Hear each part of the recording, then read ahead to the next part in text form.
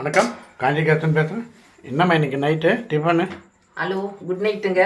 இன்னைக்கு எங்கள் வீட்டில் டிஃபன் பாருங்க. இன்னைக்கு தான் அரைச்சிட்டு வந்தோம். அரிசியை நல்லா கழுவிட்டு நான் நொய் அரைச்சி வைப்பேன்னு சொன்னேன் இல்லையா, ரவை. அந்த உப்புமாங்க ரொம்ப ரொம்ப ரொம்ப நல்லா இருக்குங்க. இங்க பாருங்க, நிறைய வெங்காயம் பச்சை மிளகாய் திட்டமாக போடுங்க. கடலைப்பருப்பு உளுத்தம்பருப்பு போட்டுட்டு நல்லா வதக்கிட்டு, இந்த சாதா உப்புமா செய்யறதை விட ஒரு 2 டம்ளர் தண்ணி எக்ஸ்ட்ரா வைக்கணும். ஏன்னா இது அரிசி நொய் இல்லையா? ஆமா, அரிசி ரவை, அந்த நொய்யிலேருந்து ரவை எடுக்கிறது தான் இது. அதனால கொஞ்சம் தண்ணி கொஞ்சம் ஜாஸ்தி வச்சுட்டு நல்லா கலரி எடுத்துருங்க. சிம்ல வச்சு செய்யுங்களேன், ரொம்ப நல்லா இருக்கும். இதுக்கு சட்னி நல்லா இருக்கும், சாம்பார் நல்லா இருக்கும். பட் இருந்தாலும் இன்னைக்கு சக்கரை இவர் அடிக்க ஆள் கிடையாதுங்க. ரொம்ப நல்லா இருக்கும். சக்கரை வச்சு சாப்பிட்டு பாருங்க. நீங்கன்னா நம்மளும் சின்ன வயசுல ரொம்ப இதுதான் பண்ணுவோம். நான் வருங்களா, உப்புமா பண்ணால் சைடு சக்கரை தான் வைப்பாங்க.